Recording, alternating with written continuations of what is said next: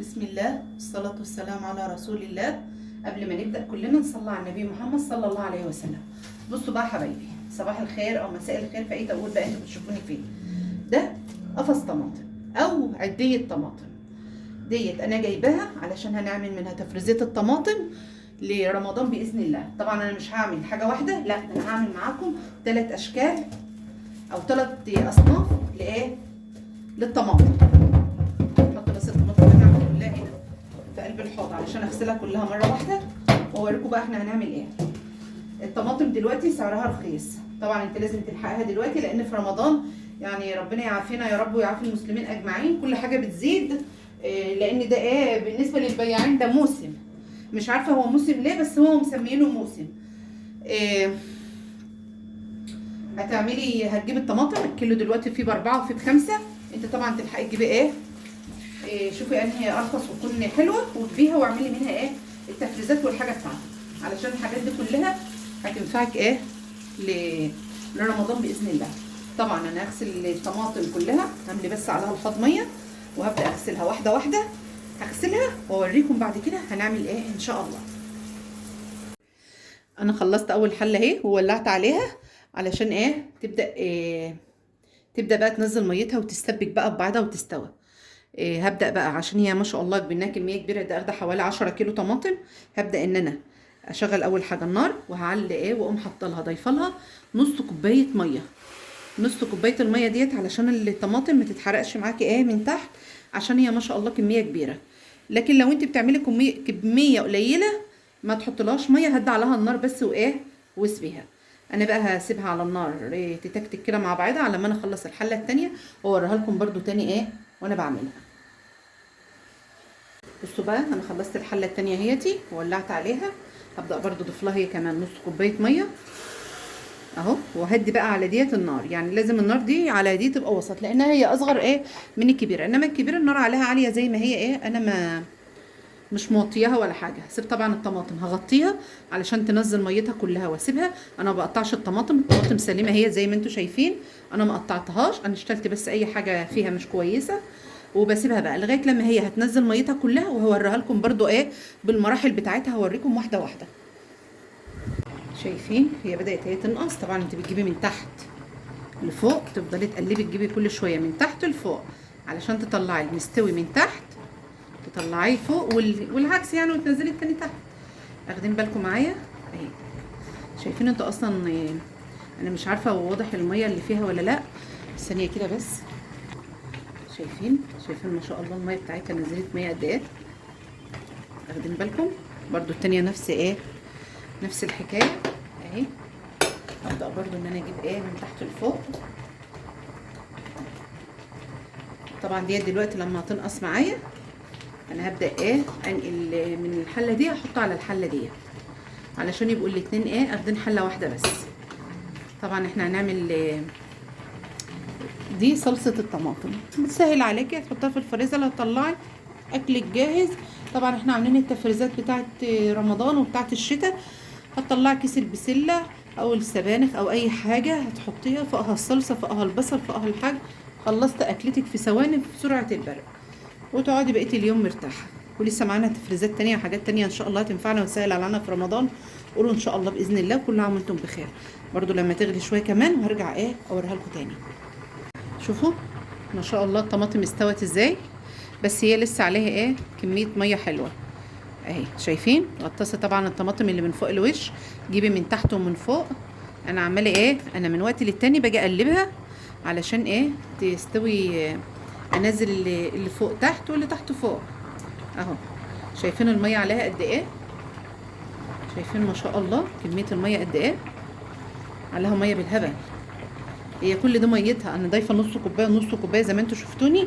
هي لسه الميه دي كلها يعني اما تنقص بس شويه وبعد كده اوريكم نعمل بصوا بقى الطماطم اهي بعد ما خلاص شربت نص ميتها هبدا ان انا اخدها ان انا اعصرها. شايفين الحلتين اهما ديت انا طفيت عليها خلاص. هاخدها بقى اعصرها في الخلاط وارجع اوريها لكم تاني بعد ما انا خلصتها واوريكم هنعمل تاني مع بعض.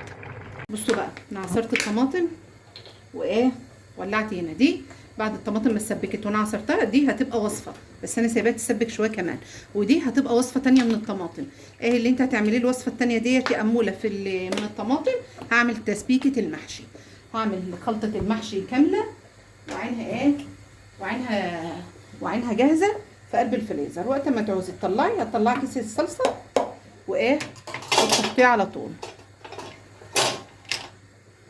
اهي معايا دول 6 بصلات كبار مفرومين، هضيفهم كلهم. انا هجهز الصلصه من مجاميعه بكل حاجتها اهي زي ما انتم شايفين كده. هنجهز بقى الصلصه، اسيب البصله تحمر وارجع ايه نكمل تاني. بصوا بقى البصله هي بتحمر، وانا عصرت بقيه الطماطم اللي انا هعينها بقى اهي زي ما انتم شايفين اللي في الحله اهي.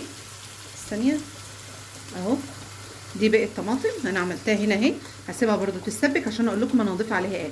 ودي انا سايباها لغايه ما تبقى مركزه قوي، وبرده هوريكم هعمل فيها ايه. نكمل بس ايه خطوات البصله بتاعت خلطه المحشي علشان نعينها ايه جاهزه. البصله اول ما تصفر معايا اضيف عليها ايه باقي المقادير وبقيه الحاجه بتاعتها. شوفوا بقى البصله بتاعت الخلطه اتحمرت اهي، اضيف لها بقى الصلصه اللي انا عاملاها اهي. بسم الله الرحمن الرحيم، بسم الله.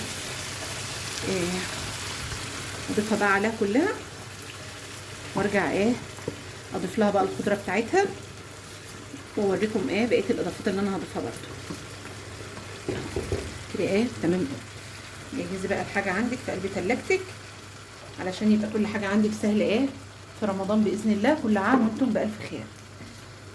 شايفين ما شاء الله التسبيكه حلوه ازاي، اللهم صل على النبي، ما شاء الله اهو.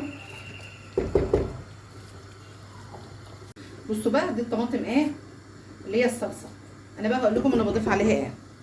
صلوا على النبي، صلوا على النبي واذكروا الله. معايا دي اول حاجه هضيف معلقتين 2 ملح، معلقتين صغيرين اهو، بس لما تيجي تحطي الملح بتاعك تخلي بالك من الموضوع ده علشان ما تكتريش الملح منك وايه ويبوظ لك الدنيا. معايا كمان ربع كوبايه زيت. الزيت ليه؟ علشان الطماطم ما تقطعش منك. وهي دي كل الحاجه اللي انا بضيفها على الصلصه بتاعتي. هسيبها تاخد غلوه واحده بس كمان، واطفي على الصلصه، وتبقى الصلصه بتاعتي دي كده ايه خلصت خلاص. سيبها لما تبرد وعباها في الاكياس، واوريها لكم باذن الله ايه بعد ما اعبيها. شوفوا بقى تسبيكه المحشي، اللهم صل على النبي، تعتبر ايه خلصت. اضيف لها بقى الخضره بتاعتها اهي. كل الخضره دي دول 4 شدات كزبره و2 شبت، اقلبهم فيها واضيف لها بقى ايه بهاراتها بقى. جهز البهارات وارجع اضيفها عليها معاكم، ويبقى هي كده ايه خلصت خلاص. يبقى احنا كده خلصنا صنفين معانا من نفس الطماطم اللي احنا عملناها. خلطه المحشي اللي طبعا بعد ما تبرد برده هعبيها واوريها لكم، بس اول حاجه هضيف عليها ايه، هضيف عليها البهارات بتاعتها علشان ابقى انا كده خلصت البهارات بتاعتها. هجهز بس البهارات وارجع اكمل لكم تاني. بصوا بقى انا ضفت البهارات وكنت مانيش واخده بالي ان الكاميرا فاصله. انا ضفت هنا معلقه كبيره كمون، معلقه كزبره، كل دي معالق كبيره اللي انا هقولها. معلقه كبيره كمون، معلقه كزبره، معلقه كبيره توم، معلقه صغيره فلفل وزيها توم باودر وبصل باودر، ومعلقه كبيره مرقه دجاج، و3 معالق صغيرين ملح. اقلبهم اهو وايه واطفي عليها بقى خالص، اسيبها برده لما تبرد وهوريها لكم. الطماطم برده معايا هنا الجنب التاني اهي خلصت كده خلاص. دي تسبيكه المحشي خلصت. اطفي عليها بقى واسيبها، طبعا لحوست الدنيا حواليها. معايا هنا بقى الطماطم برده اتسبكت اهي زي ما انتم شايفين، برده اخدت غلوه حلوه اهو. اطفي عليها هي كمان واستنى لسه الوصفه الثالثه بس اللي انا هكملها لكم دلوقتي. بصوا بقى ده الكاتشب البيتي مش بتاع المصانع. سيبك من بتاع المصانع ده خالص، انسيه مالكيش دعوه بيه. اعملي الوصفه اللي انا بقولك عليها ديتي وهتدعي لي.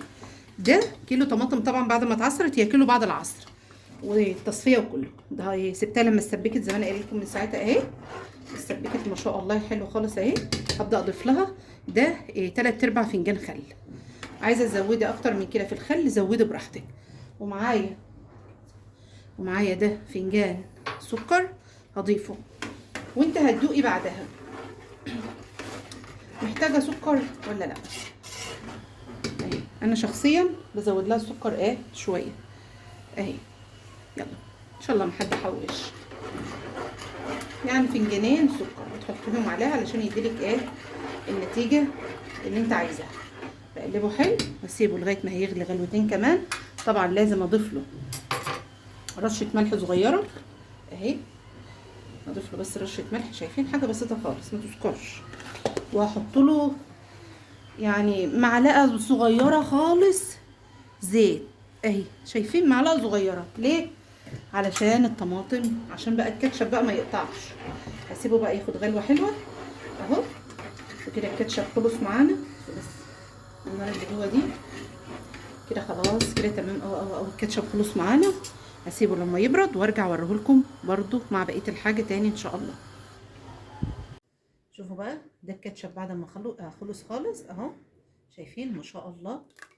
وحاجه انضف واحلى. شايفين هوريكم بس حبه هنا في الطبق، شايفين سمك الكاتشب عامل ازاي.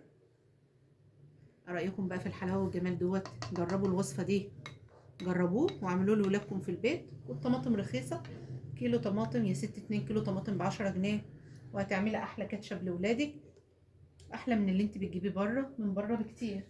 معايا بقى علب الكاتشب الحلوه دي، هبدا بقى اعبي فيها. طبعا عندك قمع، اسهل حاجه ان انت تعملي في القمع كده اهو، علشان الحاجه الحاجه ما تتكبش منك.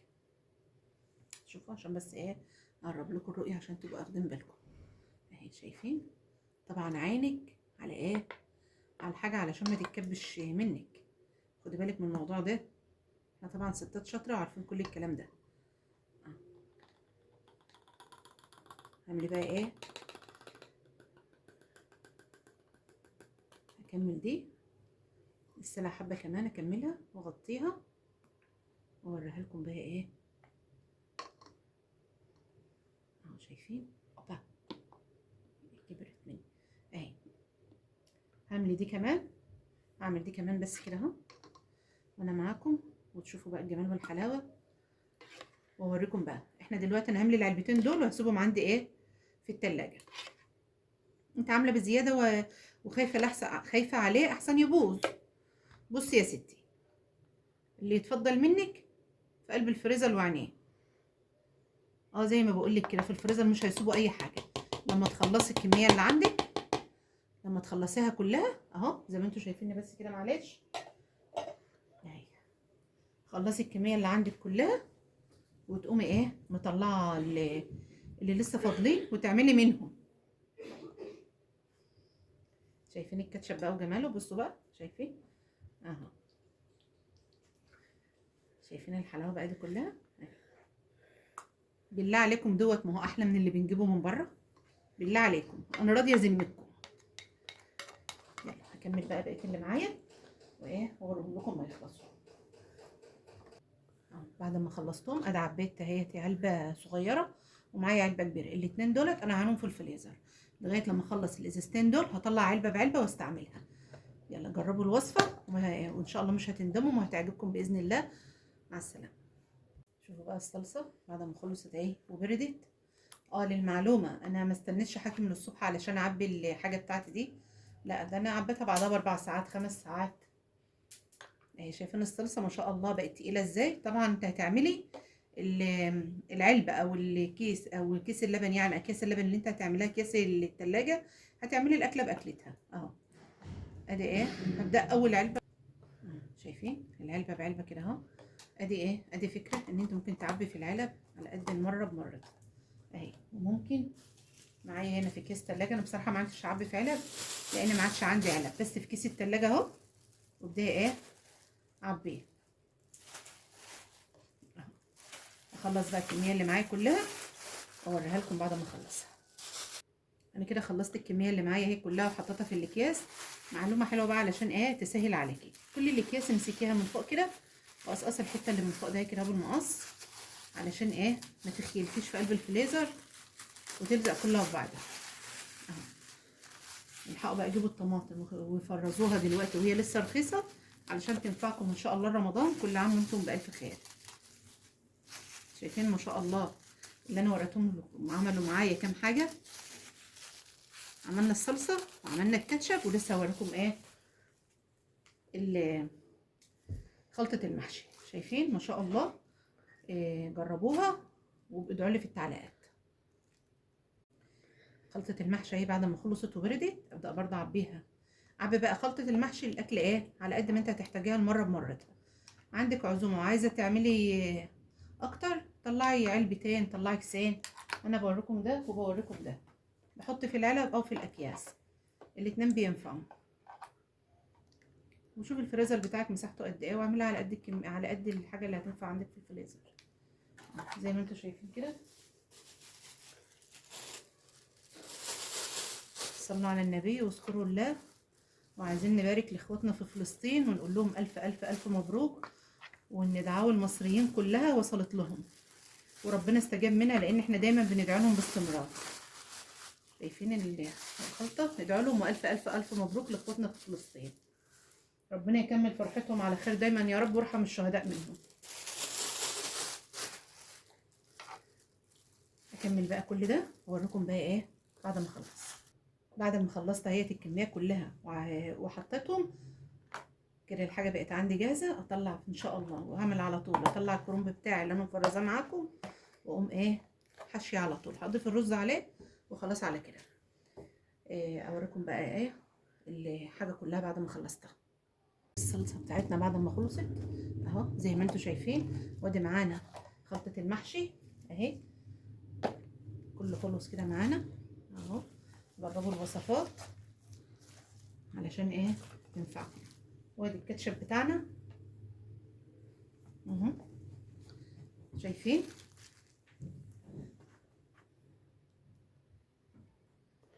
اهو كده. الكاتشب معانا كل حاجه كده كملت. جربوهم. استودعكم الله، دمتم في رعايه الله، مع الف سلامه.